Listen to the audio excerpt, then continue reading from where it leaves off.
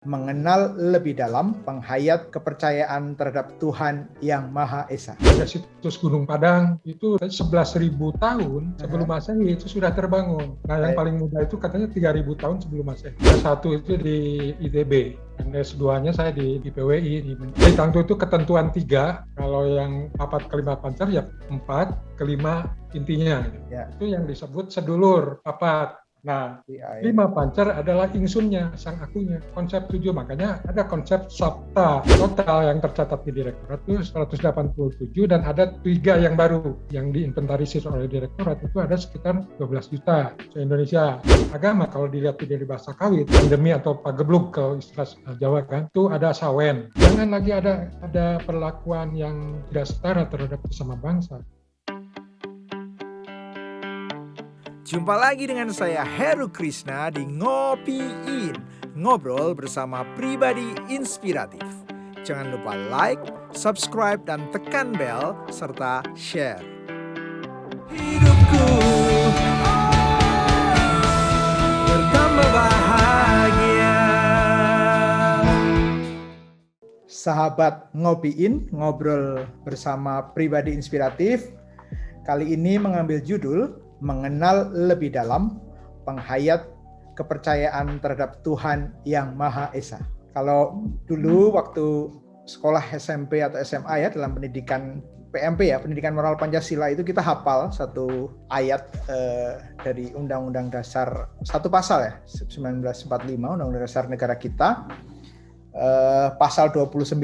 Itu dulu harus hafal ya. Negara berdasarkan atas ketuhanan Yang Maha Esa. Yang kedua, negara menjamin kemerdekaan tiap-tiap penduduknya untuk memeluk agamanya masing-masing dan untuk beribadat menurut agama dan kepercayaannya itu. Wah, saya masih hafal, berarti saya lulus PMP ini dulu.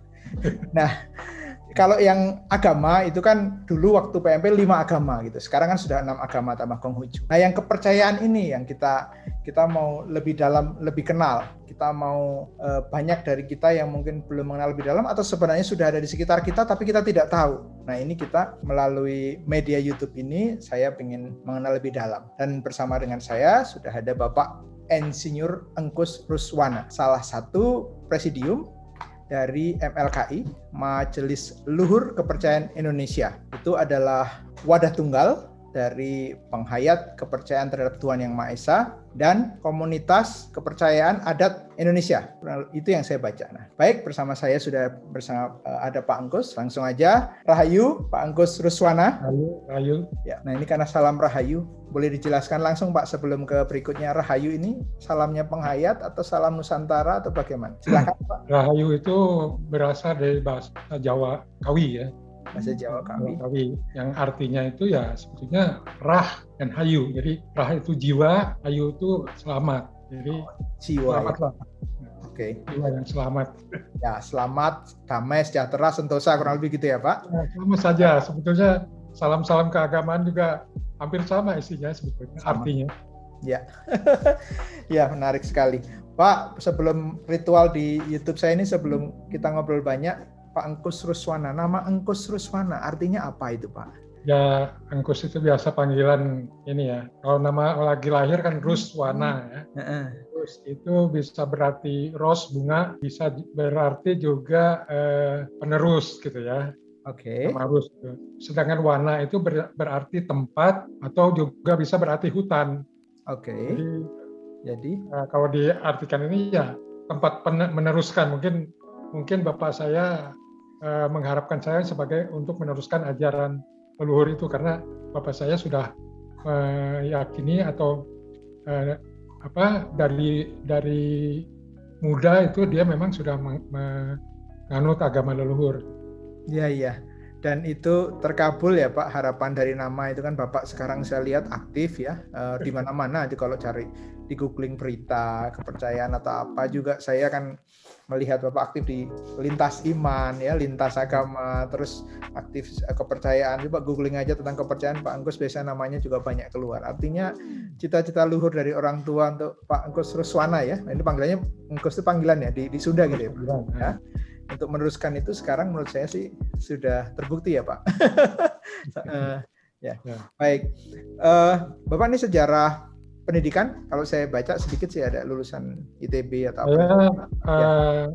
S1 itu di ITB, Oh, itu jurusan apa, Teknologi Pak? Bandung. Ya. Jurusan dari Teknik Planologi, Oh, teknik planologi ya. Perencanaan Kota dan Wilayah. Oh, baik. Berarti ada di situ ya. Dan S2-nya saya di IPWI, di Manajemen Keuangan. Manajemen keuangan. Oh, baik, S2-nya manajemen keuangan. Itu secara pendidikan ya, menarik. Bapak dari kecil memang sudah penghayat ya Pak, berarti ya, dari waktu PKSD atau apa? Mungkin Bapak, Ibu. Oh, luar biasa. Itu sejarah pendidikan. Lalu jadi ikut orang tua memang lahir di penghayat kepercayaan ya Pak. Nah, penghayat kepercayaan kan memang banyak ya. Bapak itu penghayat kepercayaan yang seperti apa Sunda atau apa dan sebagainya. Lalu konsep keagamaan atau konsep apa mungkin kepercayaan itu seperti apa sih Pak yang Bapak yakini, Bapak jalani sejak kecil ya? Ya sebetulnya kalau ya sepengetahuan saya gitu ya, dan dari berbagai literatur buku bacaan yang saya baca juga gitu, bahwa memang sebetulnya sebelum Hindu, kan agama dari luar yang pertama kali masuk itu Hindu kan. Hindu, baik. Sebelum Hindu dan Buddha masuk ke Nusantara, leluhur kita itu sudah memiliki sistem keyakinan baik terhadap Tuhan yang Maha Esa sebetulnya, dan itu banyak bukti yang tidak bisa dipungkiri dengan banyaknya situs-situs tempat kegiatan keagamaan. Nah, yang ramai aja kemarin misalnya zaman Pak SBY ada situs Gunung Padang. Nah itu juga kan itu katanya 11.000 tahun sebelum Masehi itu sudah terbangun. Dan yang paling muda itu karena Padang itu ya Pak. Tiap periode kan ada ini. Nah yang paling muda itu katanya 3.000 tahun sebelum Masehi. Nah, padahal itu konsep situs itu kan konsep punden berundak. Punden berundak itu khas dari simbol dari ajaran Sunda gitu ya, agama Sunda purba gitu. Dan itu banyak tempat-tempat lain sebetulnya yang juga bentuknya itu punden berundak. Ada di Baduy, ada di Panjalu, ada di Sumedang, itu situs-situs yang bentuknya terap gitu. Punden berundak. Sekarang itu masih ada semua ya Pak ya? Masih ada. Bahkan kan ketika Hindu masuk, Buddha masuk kan diakulturasi, jadilah Borobudur. Konsep punden berundak itu sebetulnya. Ya, dan itu juga menggabungkan konsep Tangtu Tilu kalau di Sunda, juga konsep papat 5 pancer. Itu juga ada di Borobudur. Konsep apa tadi Pak? Tangtu Tilu apa tuh? Tangtu Tilu atau Tri Tangtu gitu. Oh, oke. Papat 5 pancer juga ada ya, Tangtu Tilu. Nah, jadi Tri Tangtu itu ketentuan 3. Ya. Kalau yang papat ke 5 pancer ya 4, ke 5 intinya. Nah, itu ada di konsep Borobudur.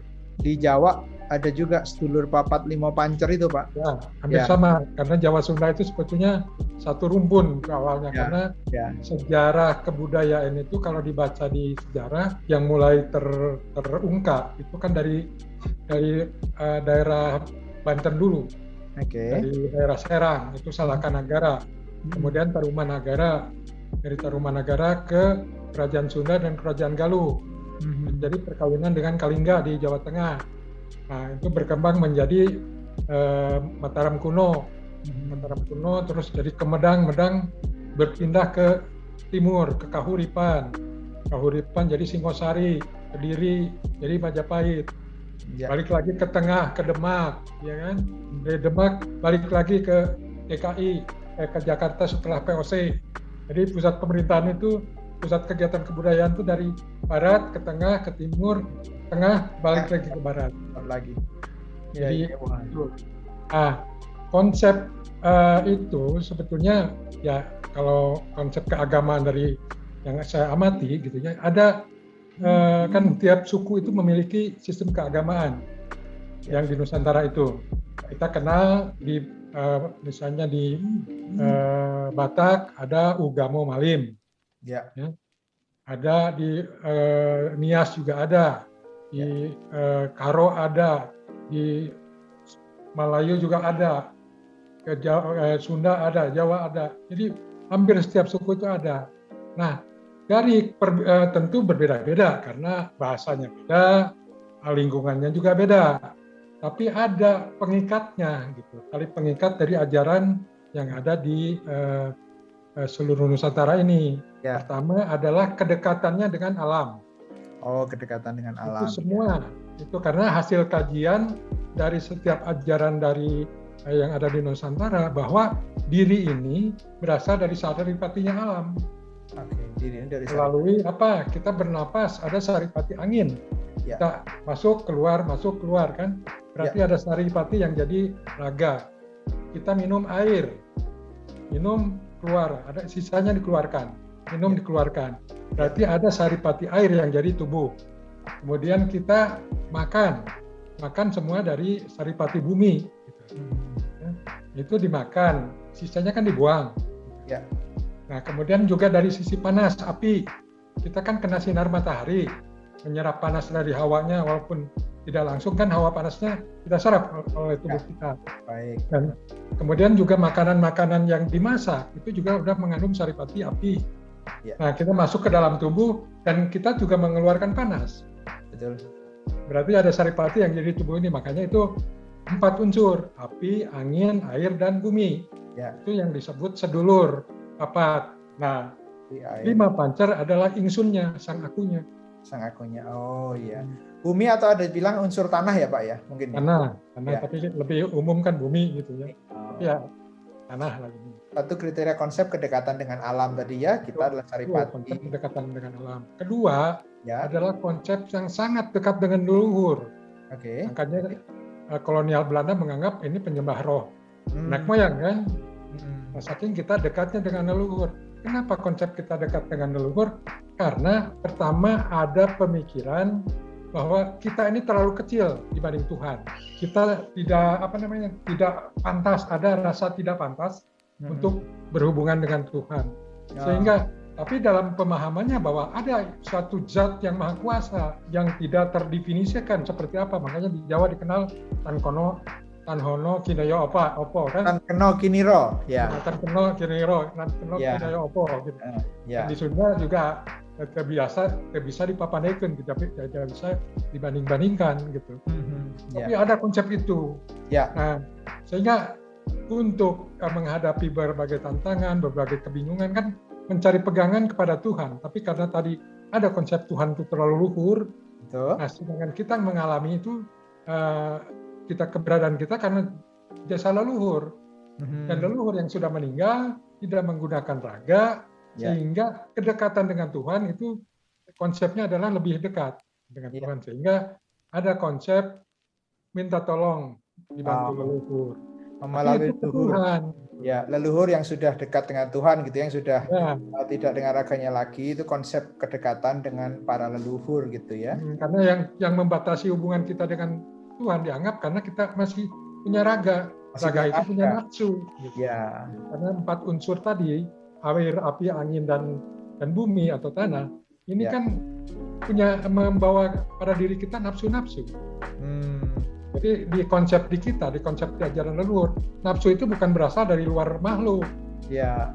Tapi ada dalam diri kita yang berasal dari 4 unsur. Baik. Ya. Menarik ya Pak. 1 itu kedekatan dengan alam, 2 kedekatan dengan leluhur. Lalu ada lagi yang berikutnya? Nah, soal misalnya tadi konsep yang dekatnya sama itu.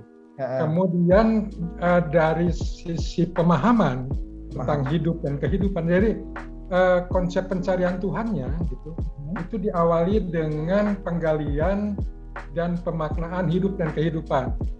Otomatis diawali dengan mengkaji diri, kemudian mengkaji alam lingkungan, barulah mengkaji soal yang tidak terlihat atau yang alam gaib, tapi itu berasal dari diri.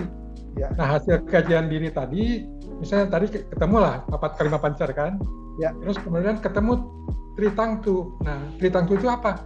Setelah direnungkan, dihayati, di dalam diri ini ternyata ada yang namanya lahir atau raga, ada yang disebut batin atau rasa atau purusa gitu ya. Nah, kemudian ada yang menggunakan lahir dan batin. Kan lahir ini contohnya tangan lahirnya. Nah, geraknya kan itu batinnya. Nah, tangan dengan geraknya ini kan terserah si ingsun mau dipakai nampar apa mau dipakai ngelus, ini tidak akan nolak. Ya. Nah, jadi unsur itu si ingsunnya ini yang penentunya. Makanya keluar konsep tangtu tilu. Jadi di dalam diri itu pada dasarnya ada 3 ketentuan. Nah, itu di dalam sistem kemasyarakatan di masa misalnya di Baduy lah ya. Di Baduy kan akhirnya diwujudkan dalam 3 sistem kepemerintahan. Ada Cibeo, ada Cibesik, ada Cikertawana. Kalau konsep di buku naskah kuno Sunda itu ada konsep Rama, Resi, Ratu. Rama, Resi, Ratu. Jadi urusan kesejahteraan, urusan yang lebih ke ketuhanan itu urusan Rama, urusan keilmuan itu urusan Resi, urusan pemerintahan itu urusan Ratu. Itu berangkat tadi dari pengkajian diri sebetulnya. Jadi dari situ ketemu tangtu tilu, ketemu konsep papat kelima pancar, kemudian penggalian soal rasa, soal purusa, ketemu 7 ketentuan. Pangawasa kalau di Sunda ya, pangawasa itu kuasa gitu, daya gerak, ada pangersa atau kehendak, ada hidup, ada pengetahuan, ada pendengaran, ada ucapan, ada penglihatan.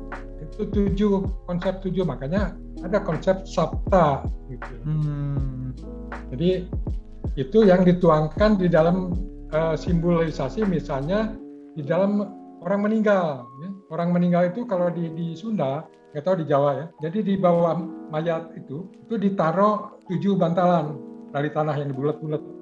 Nah, itu menyimbolkan bahwa pada dasarnya hidup itu ditopang oleh 7 kuasa yang berasal dari Tuhan. Dan juga dituangkan di dalam bentuk-bentuk legenda, cerita legenda. Misalnya di cerita Sang Kuryang di Sunda. Sang Kuryang itu kan berasal dari Sang Kuring atau Sang Aku. Sang Aku. Sang Kuring itu Sang Aku, Sang Kuryang gitu ya. Saya baru tahu, Pak. Itu mereka pada waktu ketemu Dayang Sumbi, Dayang Sumbi. Dayang Sumbi kan Dayang Sumbi mau nikah kalau disediakan telaga dan perahu gitu ya dalam waktu semalam. Nah, Sang Kuryang untuk mewujudkan itu meminta bantuan Guryang 7 di cerita legenda itu. Guryang 7 itu dari Guru Hyang 7. Guru ya guru, Hyang itu Tuhan, 7 itu 7. Jadi 7 guru yang berasal dari Tuhan gitu. Tadi yang 7 unsur tadi. Nah, ini batal, tidak jadi perkawinan, tidak terlaksana karena keburu kesiangan kan? Ya. Kesiangan karena apa? Karena ayam jago berkokok. Artinya sombong, ini aku jago. Kemudian oleh ibu-ibu yang numbuk padi lesung. Lesung itu tunggulan kalau bahasa Sundanya gitu.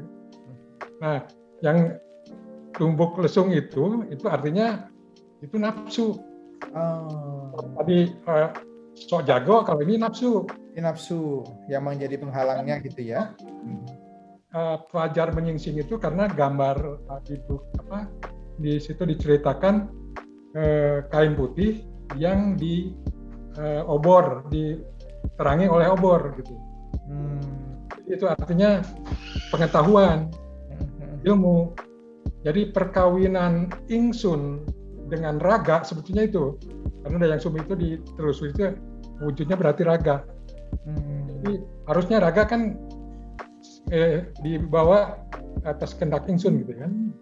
Nah, itu tidak terjadi perkawinan karena 1 nafsu, 2 karena terlalu mengandalkan ilmu, pengetahuan, dan 3 adalah karena ini sok jago gitu. Sok jago. Ini akunya gitu ya, oke. Ternyata gitu ya, Pak. Ini baru sampai sini aja saya lihat sebenarnya kaya ya, maksudnya. Kaya. Iya, ada tangtu tilu ya, tilu kalau Jawa mungkin telu ya, 3 gitu kan ya. Ada 4, 5 pancer, lalu ada 7 apa tuh Pak yang tadi 7 kuasa, 7 pengawasa, 7 guryang kalau di Sunda. 7 kuasa ya, itu baru sebagian. Kalau diperdalam kan akan lebih banyak lagi ya ternyata konsepnya penghayat kepercayaan ini konsepnya dalam dan mendasar semua. Bahkan tadi cerita-cerita rakyat pun berkarya, Sangkuriang itu filosofinya apa. Ini saya baru temuin di sini, ini menarik karena sebelumnya saya taunya cerita aja itu ya kan. Tapi ternyata di balik itu adalah masa cerita itu orang bisa kawin sama anjing, orang anak babi gitu kan. Yang Sumi itu anak babi di awal cerita legendanya. Itu kan ya nggak mungkin lah itu kan. Masa nenek moyang kita bodoh gitu kan. Ya. Berarti memang dalam konsep ini orang kan banyak bilang ya bahwa ini menjadi agama asli, sudah lama ada, bahkan buktinya ada punden berundak di banyak tempat dan sebagainya gitu ya. Dan sekarang juga masih ada gitu. Pak, konsep ini berlaku untuk, kan tadi kan setiap suku punya tuh penghayat kepercayaan. Ini konsep yang tadi Pak Angkus sampaikan dan sebagainya itu tadi berlaku kurang lebih sama ya, hanya berbeda mungkin bahasa apa. Oh baik. Dan karena hanya membedakan itu kan mensimbolisasinya. Misalnya bentuk-bentuk sajen ya beda-beda kan. Tergantung. Jadi itu konsep. Saya yakin konsepnya nggak cuma itu, pasti banyak. Jadi kalau mungkin teman-teman sahabat semua yang melihat acara ini mau tertarik ya nanti bisa melihat lebih jauh ya agama leluhur asli dari negara kita, dari bangsa kita. Nah, konsep-konsep ini Pak, maksudnya tadi kalau mungkin ibadah itu mungkin bahasanya ini ya agama-agama yang datang gitu ya. Termasuk kalau saya Katolik itu kan di ibadah gitu. Nah, kalau di penghayat kepercayaan seperti apa sih Pak upacaranya, ibadahnya gitu? Jadi pertama prinsip bahwa di sistem keyakinan kita umumnya bahwa kita punya kuasa karena Tuhan. Jadi yang 7 tadi kan, ya, bisa bicara, bisa mendengar, bisa bergerak karena Tuhan. Baik. Berarti Tuhan sudah apapun dari Tuhan. Jadi Tuhan itu tidak perlu atau tidak butuh sembah. Sebetulnya. Ya. Nah, konsep sembahyang kepada Tuhan itu adalah meyakini atau menyadari bahwa dirinya itu ada unsur Tuhan di dalam dirinya. Tadi yang ingsun tadi. Mungkin kalau dijawab itu kan manunggale kawulolan Gusti gitu ya. Tuhan tuh menyatu dalam ingsun gitu ya maksudnya. Iya. Karena di situ misalnya kan harus bisa membedakan mana ingsun, mana yang bukan ingsun ya. Jadi yang dipengaruhi nafsu pikiran, jadi kejadian baru gitu. Nah, ingsun itu di mana misalnya kita bohong. Di dalam kan ada ngomong kamu bohong. Padahal kita mulut bicara misalnya ngebohong nih, ngebual. Di dalam kan kamu ngebohong ini gitu.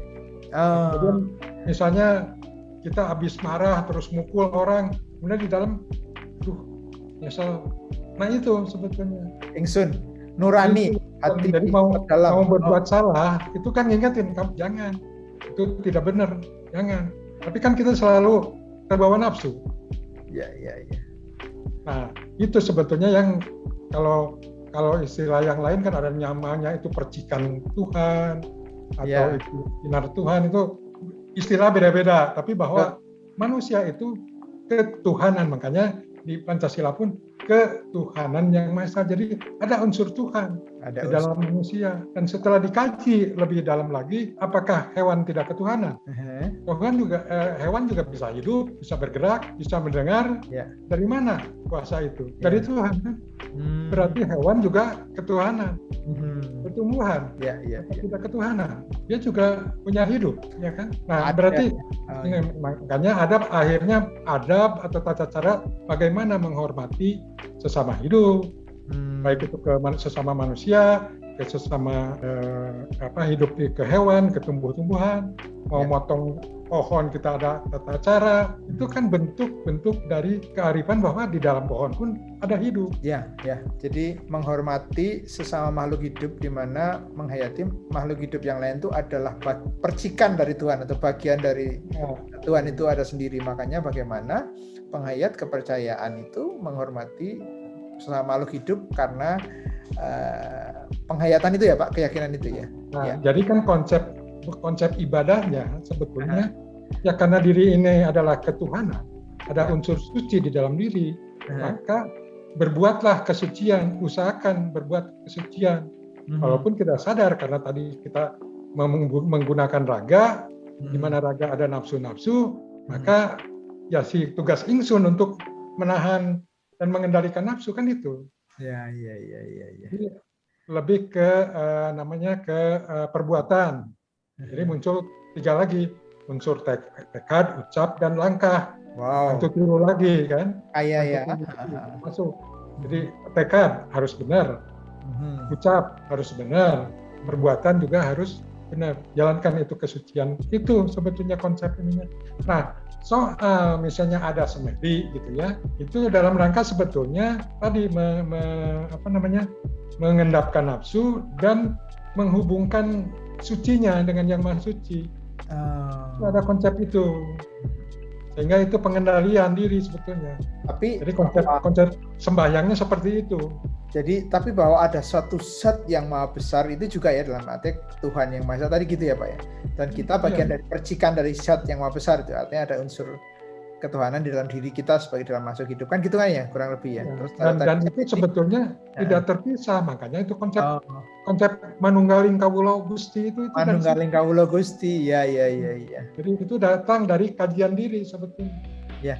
Kemudian setelah manunggaling kawula Gusti, berarti apa tugas manusia di dunia?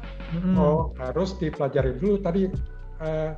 Tugas manusia itu ternyata memayu hayuning bawono. Kalau memayu hayuning bawono itu pun juga konsep dari penghayat Pak, memayu hayuning bawono ya.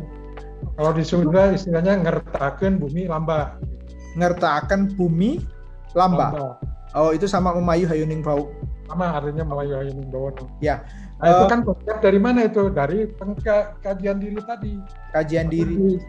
Kawi sangkan paraning dumadi kan itu. Sangkan paraning dumadi.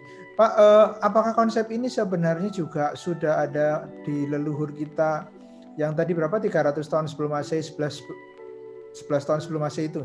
Ya. Masih konsep yang Bapak ceritakan tadi kan banyak hal itu memang sudah dari dulu leluhur kita punya konsep itu ya, Pak.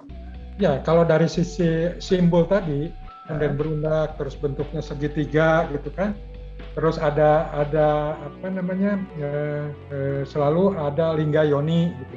Lingga yoni itu konsep 2 tadi. Jadi ada konsep kemanunggalan, konsep 1, ada konsep berpasangan atau bipartit gitu ya, ada konsep tritangtu, tritangtu ya, ada konsep 45 pancer, ada konsep sabta kuasa. Oh, sabta ya, ada 1, ada 2, ada 3, ada 4, lalu ke-7 ya sabta, ya kan Pak? Ya. Kaya luar biasa. Ini menjadi kekayaan. Karena galian diri sebetulnya leluhur gitu. Maksud saya, apakah itu lalu ketika Pak Engkus itu dapat ini ya, dapat ilmu ini itu memang karena sudah dari dulunya leluhur punya itu lalu diturunkan gitu loh. Kalau di dalam agama-agama kan mungkin ada kitab gitu. Nah, kalau dalam itu mungkin dalam apa konsep yang bagus tadi, yang kaya tadi itu diteruskannya bagaimana? Apakah diajarkan di keluarga atau bagaimana, atau ada satu tulisan entah di lontar atau di apa, atau bagaimana itu Pak yang tadi Bapak bisa sampaikan? Ya sebetulnya pemahaman saya kan setelah mengkaji juga banyak buku gitu ya. Dan naskah-naskah kuno kan ada beberapa yang sudah diterjemahkan, sudah dialih-aksarakan. Nah, kemudian juga dari pemahaman dan penghayatan terhadap simbol-simbol seperti tadi situs-situs itu.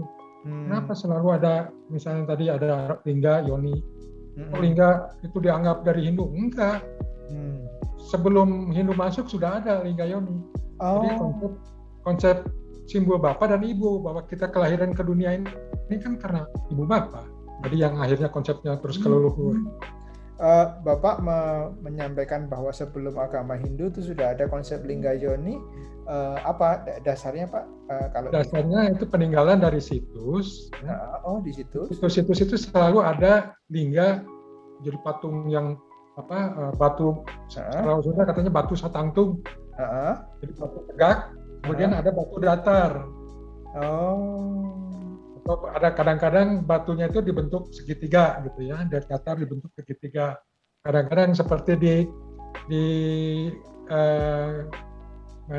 Galuh di Astana Gede ya, itu bentuknya lubang yang ya lubang gitu, ya lubang.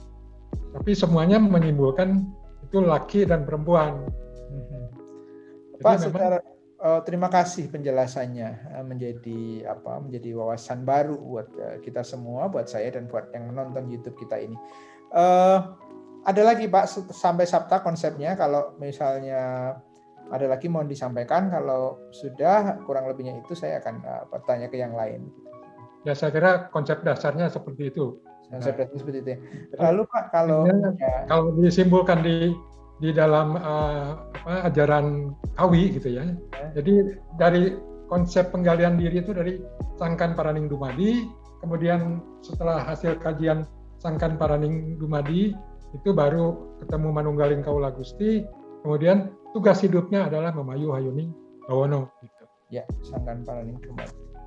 Sangkan Paraning Dumadi itu Sangkan itu kan asal muasalnya kehidupan, ya Pak. Paran itu mau kemana gitu. Oh, asal. Oke.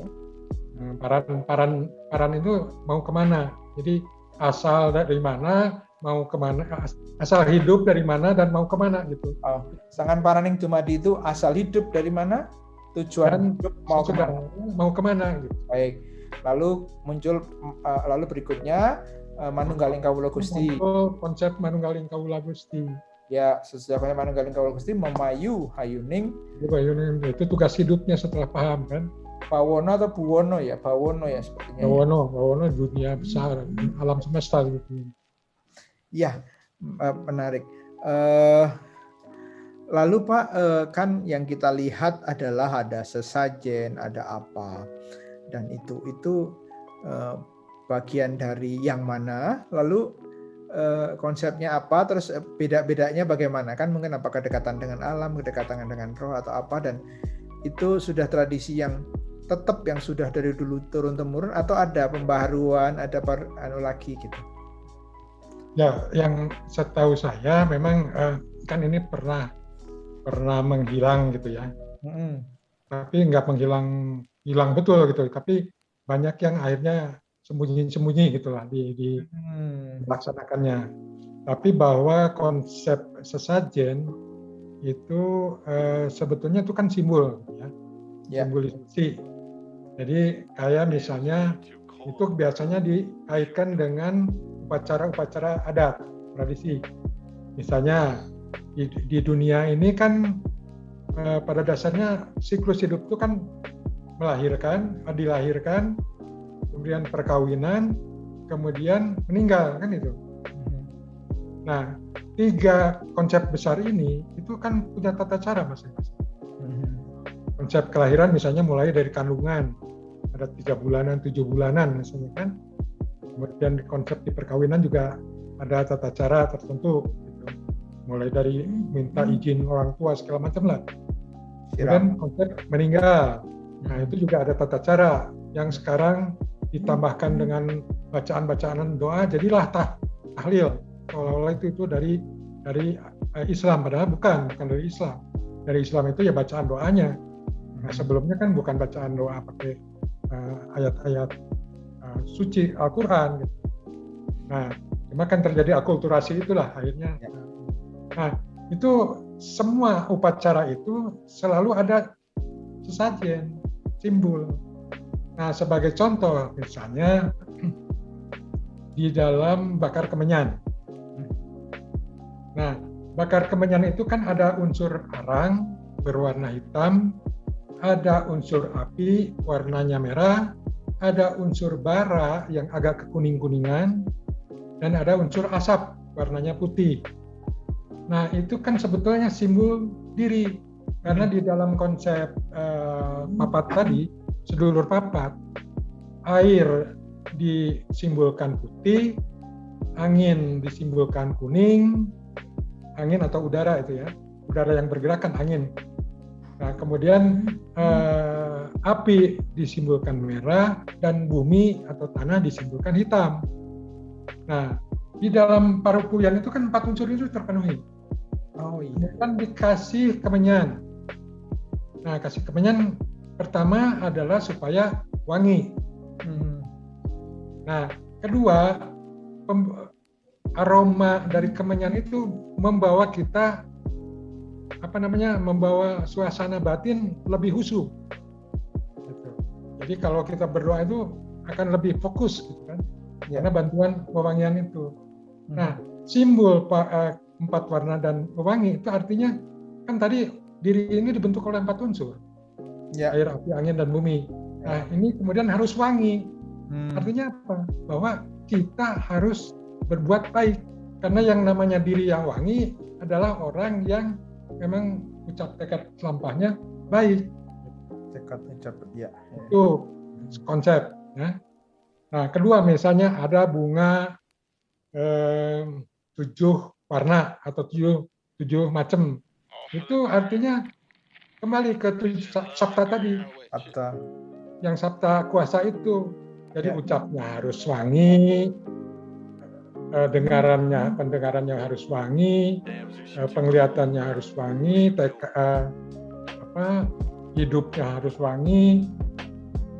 Jadi tadi pengawasan, pengerca, hirup, nungu. Jadi 7 unsur tadi harus wangi.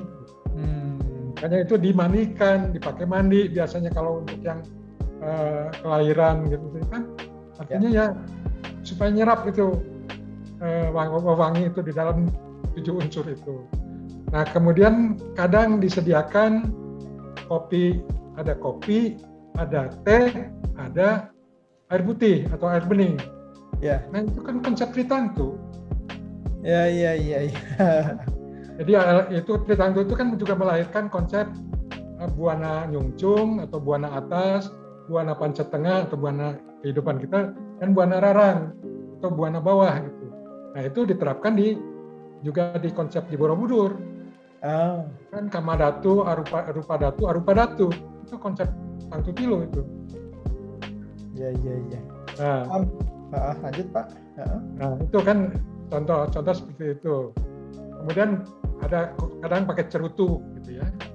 Cerutu bukan ini. Dulu itu cerutu dibakar di tempat kemenyan. Apa arti cerutu? Cerutu itu luarnya tembakau, dalamnya juga tembakau. Itu simbol bahwa kamu itu lahirnya orang Sunda, batinnya juga harus orang Sunda gitu. Ya. Jadi itu. Kemudian ada makan berbagai makanan. Ya kan ada buah-buahan, ada hasil ubi-ubian, kadang-kadang sayur-sayuran. Itu simbol bahwa itu yang jadi diri kamu. Jadi itu sebetulnya. Baik, penuh arti dan kalau menjalankan itu semua ya orang mengalami kewangian ya, keselarasan hidup yang baik gitu ya Pak dengan sesamanya gitu ya, tadi itu semua ya dari yang unsur-unsur itu. Ada nggak sih konsep dalam kepercayaan itu begini Pak, setelah semua hal baik yang kita lakukan dalam 7 kuasa kita, dalam sebagainya tadi itu, apakah juga ada konsep apa nih kalau dalam bahasa agama umum ada surga atau konsep sesuatu yang nirwana itu, apakah juga ada atau mungkin imbalannya ya dari perbuatan baik itu serain keselarasan alam, keselarasan dengan hidup yang lain atau harmoni dengan hidup yang lain itu ada nggak? Kalau konsep dasar kita, ya, kalau saya sama orang tua diajarin kamu jangan ulah nganjang kapageto. Ulah nganjang kapageto itu jangan membayangkan sesuatu yang akan datang. Gitu. Ya, oke. Karena tidak boleh menceritakan intinya yang belum dialami. Gitu. Jangan menceritakan yang belum dialami. Ya. Namun dalam hal pemahaman konsep, gitu, pemahaman konsep bahwa yang disebut alam nanti, kalau di Sunda ada istilah kalau orang meninggal itu mulih ke jati, mulang ke asal. Jadi mulih ke jati. Jadi kembali ke jatinya, kembali ke asalnya. Artinya yang asal raga kembali ke yang asal unsur saripati api kembali ke api. Yang unsur saripati angin kembali ke angin. Yang unsur saripati bumi kembali ke bumi. Unsur saripati air kembali ke air. Raga kembali ke asal raga. Ya. Nah, 7 kuasa tadi kembali ke kuasa Tuhan karena memang itu kuasa Tuhan. Dan si ingsun karena dia berasal dari Tuhan harus kembali ke Tuhan. Oh. Jadi manunggaling lagi gitu. Jadi konsepnya bukan surga. Ya. Karena kalau konsep surga, alam keindahan, alam keenakan, kalau kita sudah tidak pakai raga kok, raga udah kembali ke asal. Iya. Nah justru si ingsunnya itu yang harus kembali manugal atau kembali ke segaranya. Kalau air itu yang ada di kolam, yang ada di sawah, yang ada di rumah, itu harus kembali lagi ke lautan gitu. Terus manunggal lagi di lautan. Nah manusia pun harusnya begitu. Tapi kan yang suci tidak mungkin menyatu dengan yang tidak suci. Nah kalau selama ini belum sepase, tentu ada proses menuju itu.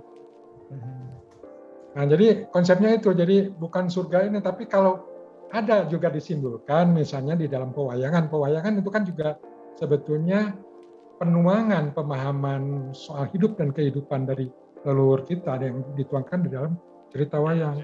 Di wayang ada dikenal swarga, mani, loka, tempat para dewa. Nah, swarga, mani, loka itu kan dari suwaruga. Jadi waruga itu raga yang baik. Mani itu ya mani bahan diri, loka itu tempat. Jadi diri yang sekujur ini adalah tempat mani dan tempat segala kenikmatan. Ya kalau lagi sehat kan makan enak, tidur enak, mau jalan enak, tidur duduk enak. Jadi surga itu ya di alam ini, ya dalam diri. Dan ini juga bisa jadi neraka kalau kita berbuat tidak baik. Kan kita berbuat jahat ke orang lain kan punya penuh dengan ketakutan. Ya. Itu neraka itu. Betul. Lalu apakah itu kan berarti mungkin manunggaling Kaulo Gusti terjadi lagi ya ketika kita sudah kembali ingsun sudah kembali kepada Tuhan gitu. Ya. Lalu ingsun akan bisa kembali ke raga yang lain juga, Pak, atau bagaimana? Kayak konsep ini mungkin saya kan konsep inkarnasi. Konsepnya gini, kan ajaran leluhur itu mempelajari di alam juga kan. Misalnya tadi air, ya kan? Air keluar dari mata air, dia bersih, bening, kan? Ya. Tapi dia melakukan perjalanan, masuk kolam, masuk ini.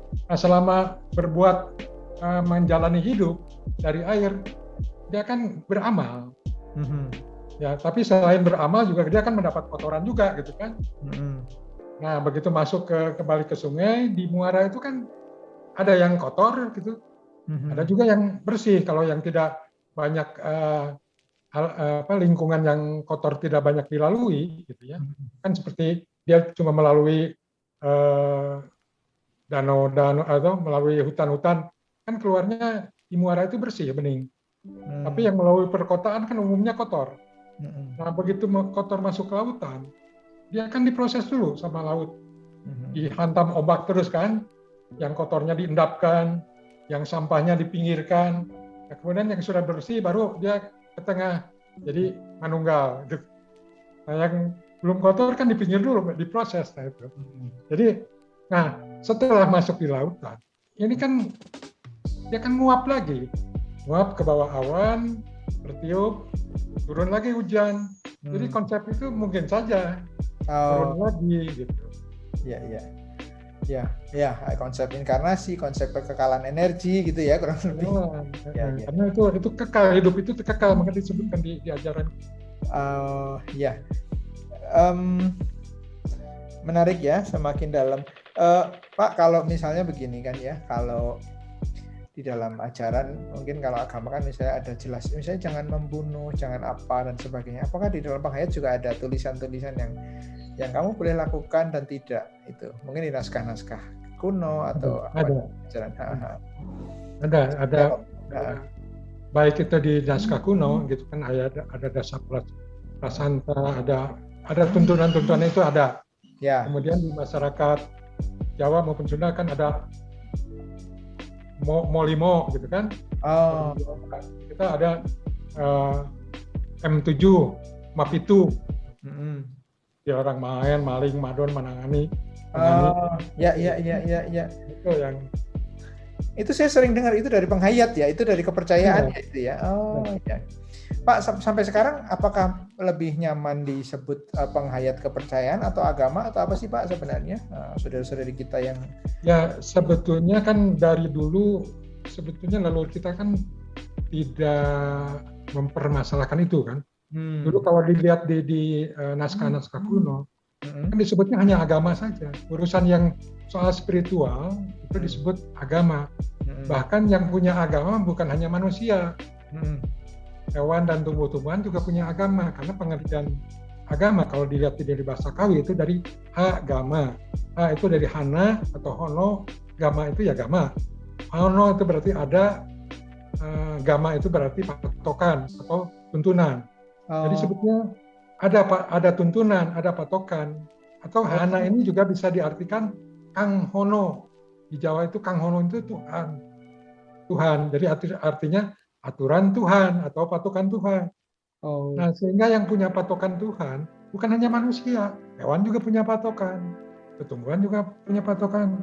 Makanya di dalam misalnya naskah kuno Amanat Galunggung di Sunda yang dibuat abad ke-7, abad ke-7, 7 atau 10 saya lupa mesti. Nah, disebutkan lihatlah agamanya padi. Padi itu begitu dia muncul bunga, dia mengarah ke atas. Kemudian makin berisi, makin menunduk. Nah, manusia juga harusnya seperti itu. Tuntunan dari Dharma Siksa itu. Jadi agama itu dari bahasa Kawi ya Pak? Kawi. Ada patokan gitu ya? Terus patokan atau patokan Tuhan gitu. Kalau anak itu bisa diartikan Kang Hono atau Tuhan. Ya, ya. Jadi bisa juga kalau teman-teman penghayat itu ya agamanya, agama kepercayaan itu ya yang patokan dari Tuhan itu gitu ya. Itu karena tadi prosesnya tidak diberi nama, jadi urusan spiritual dan itu disebut agama, urusan kemasyarakatan disebut drigama kan itu. Nah, urusan spiritual agama, urusan kemasyarakatan gregama apa? Drigama. Dari gama kalau atau drigama. Oh, drigama. Oh, iya. Drigama kan suka itu dulu zaman saya sekolah itu ada gama dan drigama. Nah, dri itu dari driya gama. Ya, itu dari Pantadria. Ya. Lahir. Ya, baik. Nah, jadi seperti itu. Nah, Hindu masuk, diserap, terjadi akulturasi, terjadi sintesis sinkretik, gitu kan. Nah, kemudian Buddha juga sama dipadukan, makanya muncul semacam sistem keyakinan baru, jadi agama Siwa Buddha, gitu kan. Nah, tapi kolonial Belanda karena ada tujuan merendahkan kita atau mungkin juga karena latar belakang sistem kekristenan waktu zaman kolonial kan punya prinsip di luar kekristenan tidak ada keselamatan kan waktu itu. Kalau di luar gereja tidak ada keselamatan, sehingga agama yang di luar Kristen itu pasti rendah, pasti setan gitu Pak. Nah, konsep pemikiran latar belakang itulah yang melahirkan banyak agama-agama yang ada di Nusantara itu animis, dinamis, ya kan? Tapi latar belakang itu juga karena tidak mampu menyerap apa yang tersirat. Oh, ada itu ya, ada dari kolonialisme juga ya peran di situ ya. Ya, perannya kan itu, makanya kenapa sejarah kita disebutkan keyakinan kepercayaan leluhur bangsa Indonesia atau kepercayaan nenek moyang bangsa Indonesia adalah animisme dan dinamisme. Kan itu di dalam sejarah. Dan sampai sekarang kan sebagian masih dianut. Ya. Walaupun kalau ini ya, Katolik sesudah Konsili Vatikan II kan berubah. Nah, itu kan udah ada perbaikan kan? Jadi itu. Di luar gereja juga ada keselamatan nih, kurang lebih menjalankan perintah yang sama. Kebaikan secara konsili itu. Ya.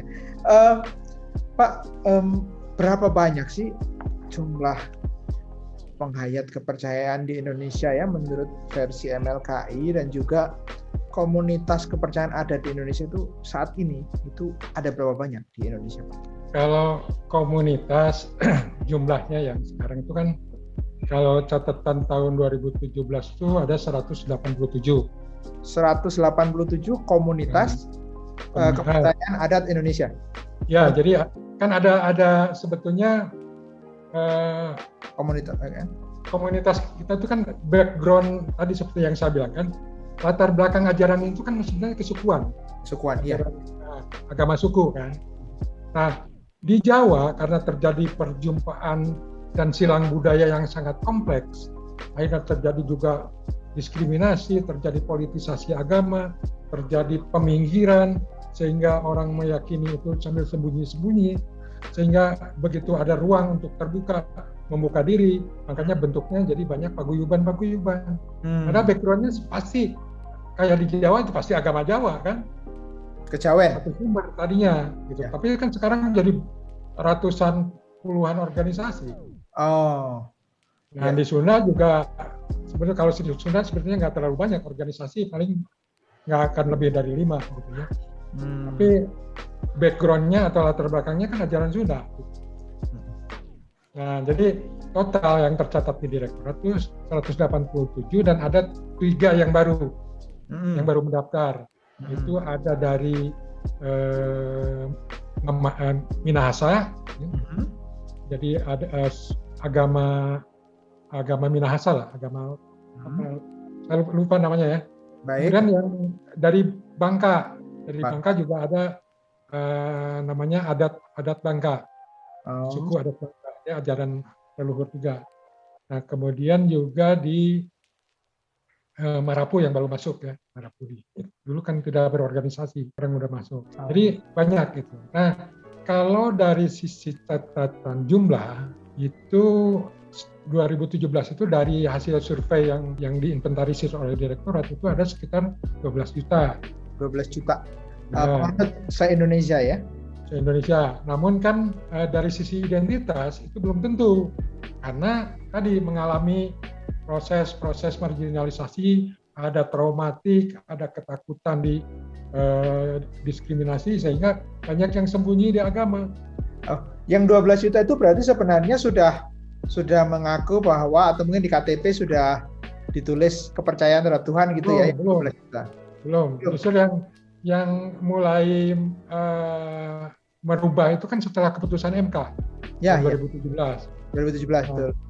Itu baru membuka, dan sebagian kan masih tunggu-tunggu, lihat-lihat, karena ternyata sampai sekarang belum bisa masuk tentara, belum diterima tuh kalau mau masuk militer, TNI. Oh ya? Banyak yang bahkan ada yang sudah merubah KTP, udah kakaknya dirubah jadi penghayat kepercayaan, kemudian anaknya ngelamar TNI tidak bisa masuk, dia rubah lagi kakak sama KTP-nya. Bapak dapat data 12 juta dari mana dong kalau seperti itu? Kalau misalnya ternyata dia di KTP belum. Dari organisasi tadi, tadi kan dijumlahin ya Pak. Kalau yang tercatat di sistem data kependudukan yang Mendagri itu hanya baru 300.000 lebih. 300.000 itu yang tercatat ya? Tercatat KTP-nya penghayat. Oh, baik. Dan itu sebetulnya jauh lebih besar daripada Konghucu kalau ini kan. Oh ya.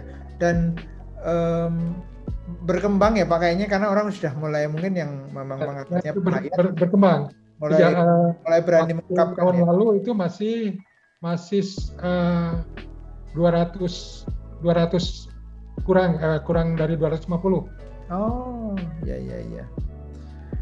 Ya, memang soal keyakinan itu kan pengalaman spiritual personal ya Pak. Artinya memang kalau merasa nyaman dengan agama atau penghayat yang dia yakini, kan dia akan sebenarnya kan kerinduan dia untuk diakui gitu ya. Saya sih tetap menghormati sekali bahwa pengalaman spiritual itu personal sekali sih Pak.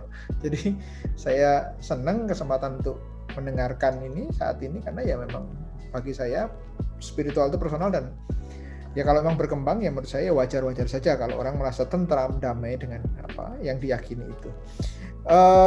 187 Pak. Saya mau tanya yang menarik, kayak Baduy itu juga penghayat Pak atau bagaimana?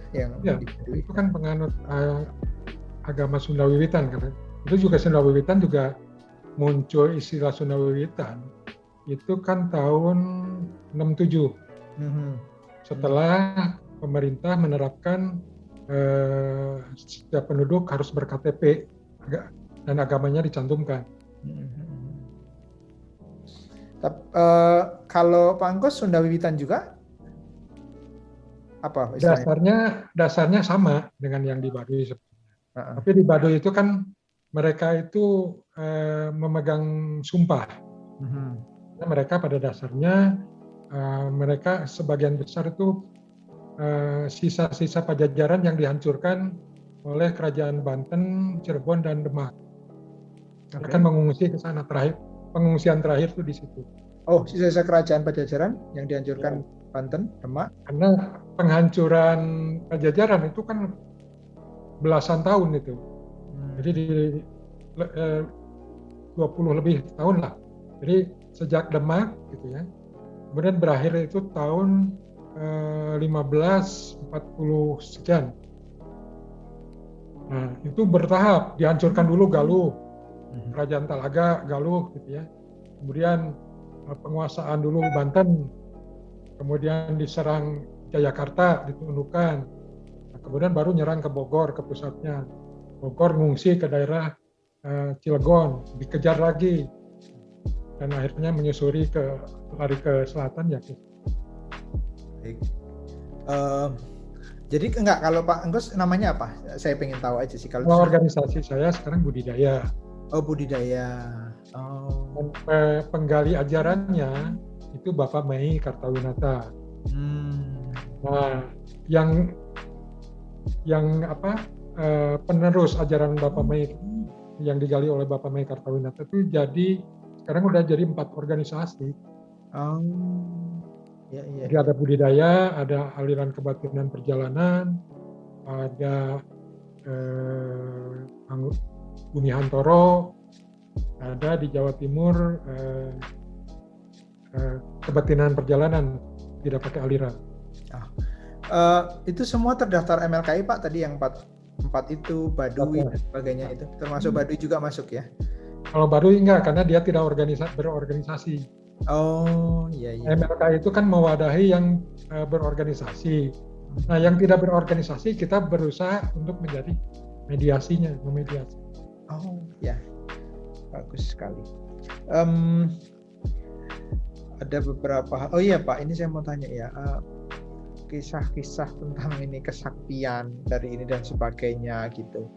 Itu hidup juga kah di dalam pengayat kepercayaan gitu ya Pak? Apa ya istilahnya gitu ya, dari orang punya kemampuan lebih, Kak, cerita-cerita dulu leluhur, cerita ya mungkin sekarang juga itu menjadi pertanyaan saya gitu.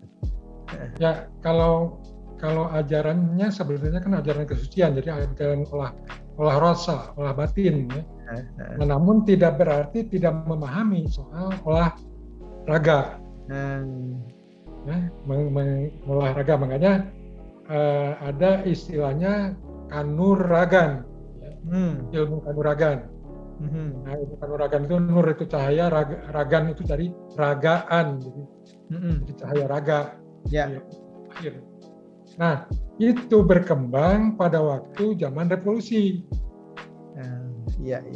Dan itu kan pertama kan direkrut oleh Jepang, ya. Jepang untuk melawan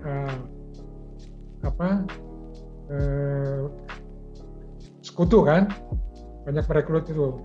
Nah, pada masyarakat awam itu yang zaman termasuk di kiai-kiai pesantren-pesantren kan juga mempelajari ilmu itu. Bela diri, maksudnya kan ilmu bela diri, ya kan. Nah, ilmu bela diri itu kan secara konsep sebetulnya itu kan dari 4 unsur tadi.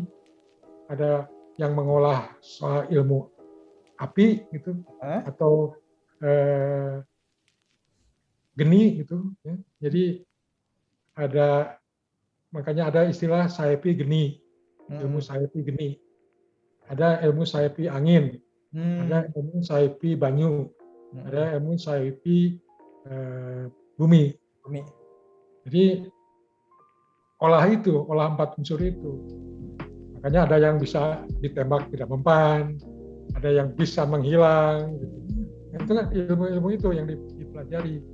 Karena menggunakan asal usul raga sebetulnya itu yang Dan itu banyak terjadi itu setelah ke revolusi juga kan, melawan dengan hanya bambu runcing melawan bedil, melawan meriam kan gitu. Jadi itu olah ya Pak, olah kanuragan olahraga sebetulnya. Iya. Dengan mantra atau sebenarnya lebih pada olah badan Pak? Ini biar ya kita jadi lebih dalam tahu gitu. Gimana? Dengan mantra atau olah badan saja sebenarnya itu. Kan kalau saya juga belajar ya. Ada mantranya dan ada tata cara ininya, olah kanuraganya. Saya kebetulan ikut meditasi juga. Karena bapak saya sendiri itu juga pernah itu belajar itu. Jadi dipukul sama kayu yang bara gitu, membara, nggak apa-apa, biasa. Itu tadi gimana, olah kanuragan saja atau memang ada tata cara, ada mantra dan kanuragan? Ada mantranya, ada tata cara misal puasa sekian hari atau apa gitu. Ya, itu berarti kan kalau saya kan nggak ngalami. Oh iya. Ya itu kan salah satu yang memang setelah zaman pinter gitu ya. Zaman pinter udah zaman ini. Itu ilmu itu nggak ditutup lagi, nggak boleh dipelajari. Oh, ya. Tapi juga masih banyak yang belajar silat. Ada yang belajar tersembunyi-sembunyi kan itu. Banyak kan perguruan. Tapi yang kalau kita nganut kepercayaan itu nggak boleh. Ya. Saya punya pertanyaan. Kalau orang menjalankan konsep dari penghayat dengan sungguh-sungguh, ya banyak penghayat melakukan itu. Bapak meyakini bahwa bumi akan tentram, akan damai, akan harmoni, kurang lebih gitu. Kalau agama itu kan kulit. Jadi itu yang pokoknya kalau penghayat menjalankan konsep ajarannya, dia akan menghasilkan kedamaian, ketentraman, harmoni buat sekeliling dan sebagainya. Begitu Pak untuk ya tentu seperti itu. Makanya tadi kan konsep apa tugas hidup itu memayu hayuning bawono.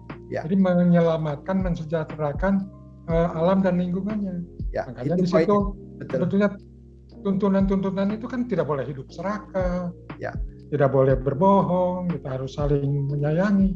Makanya di Sunda ada silih asih, silih asah, silih asuh. Ya. Konsep untuk pengawasan ada sabanda, sariksa, sapariboga. Itu konsep untuk ini. Banyak konsep-konsep dari ajaran leluhur yang sebetulnya mengarah pada kedamaian dan ketentraman hidup. Ya. Nah, soal misalnya nafsu gitu kan, orang doi kan dia punya prinsip tidur hanya sekedar penghilang ngantuk, makan hanya sekedar penghilang lapar, minum hanya penghilang haus, tidur penghilang ngantuk, hanya itu, tidak boleh serakah. Karena apa? Gitu kan, konsep kebahagiaan kan di dalam diri, bukan di dalam materi kan gitu. Ya. Nah, ini yang saya lalu mau tegasin bahwa kalau setiap agama, setiap penganut agama, termasuk penghayat kepercayaan menjalankan acaranya, konsepnya masing-masing, kan dunia bisa lebih damai, saling menghargai, saling hidup. Harusnya kan begitu ya Pak, semakin dalam. Ya, karena setiap agama kan sama konsepnya. Ya betul. Kekristenan kan cinta kasih misalnya kan. Ya. Islam ada rahmatan lil alamin. Betul. Rahmat untuk semua alam dan pengisinya kan. Kalau itu dilaksanakan kan damai kita. Betul. Itu poinnya Pak. Kan? Sama-sama tahu semuanya dan saya sepakat, Bapak sepakat. Saya mau tanya, ada kearifan lokal nggak Pak dari penghayat kepercayaan, setidaknya juga di masa pandemi ini, yang membantu supaya kita semua sehat dan selamat? Kearifan lokal yang Bapak tahu dari penghayat di bumi Nusantara ini. Ya, di penghayat itu kan biasa kalau menghadapi pandemi atau pagebluk kalau istilah Jawa kan, itu biasanya satu ada sawen. Sawen itu simbol yang biasa ditaruh di depan pintu gitu untuk tolak bala, itu satu. Keduanya juga kan introspeksi apa yang telah diperbuat. Karena pagebluk ataupun pandemi itu pada dasarnya itu hasil ulah manusia di dalam konsep kita. Karena kita udah tidak terlalu tidak ramah lagi terhadap alam, sudah tidak menganggap alam, dan dieksploitasi berlebihan terhadap alam kan itu. Jadi sehingga namanya diri badan kita, kalau dieksploitasi besar-besaran kan sakit. Ini dunia kecil kan. Nah, tadi kan dunia besar, 4 unsur itu kan ada di dunia besar juga. Ya kan? Nah ini juga kalau dieksploitasi berlebihan kan akan sakit. Nah salah satunya menimbulkan virus atau pandemi atau apalah, itu penyakit yang diakibatkan oleh ulah manusia. Jadi itu introspeksi. Ketiganya juga kadang-kadang kalau menghadapi ada yang terkena misalnya, jadi ya mohon melakukan semedi gitu, mohon petunjuk apa obat yang ini. Dan biasanya ada petunjuk harus pakai ini. Gitu. Oh, ya. Dan itu empirik terbukti ya Pak, misalnya kalau semedi, lalu obat apa itu, dan itu secara nyata itu pengalaman nyata itu banyak terjadi ya Pak? Ya kan terbukti kan di daerah pedalaman gitu ya, yang tidak punya akses ke dokter, ke obat itu sangat langka. Kalau ada penyakit itu kan mereka dengan cara itu. Ya. Oh dia ada petunjuknya, mesti pakai apa, kan sembuh juga. Betul. Ini yang saya mau perdalam juga, kearifan luhur gitu kan, ya, hal yang artinya juga bisa membantu dalam kehidupan nyata kan gitu ya, dalam kondisi pandemi, dalam kondisi sakit, dalam apa. Ya. Bapak ada lagi nggak mau disampaikan yang kurang lebih tentang penghayat yang mungkin menurut Bapak itu penting untuk disampaikan ke masyarakat luas? Yang penting disampaikan itu ini sebetulnya, karena sampai dengan sekarang gitu, kan masyarakat penghayat kepercayaan kan masih di stigma yang kurang baik gitu ya. Dan masih belum mendapat pengakuan yang setara gitu, oleh negara. Jadi karena dianggap wah ini mah bukan agama, ini mah hanya budaya kan gitu. Sehingga banyak yang akhirnya pemaksaan, seolah-olah secara tidak langsung dipaksa harus meluk agama. Sebagai contoh kan tadi, untuk masuk menjadi TNI kan harus memeluk salah satu dari 6. Nah, berarti ada kebijakan negara yang memang masih diskriminatif. Kami jelas di ajaran juga tidak boleh bohong. Nah ini kan udah dilematis. Satu sisi harus jujur, di sisi lain ini kan cita-cita dari muda, misalnya dari kecil pengen jadi tentara, banyak itu yang seperti itu. Yang akhirnya ya sudah terpaksa toh dengan alasan ini dipaksa oleh negara untuk berbohong gitu. Nah, jadi sebenarnya itu negara juga membuka diri lah bahwa jangan lagi ada perlakuan yang tidak setara terhadap sesama bangsa. Karena kalau keyakinan itu ya karena stigma negatif saja sebetulnya. Karena apa? Karena tidak paham.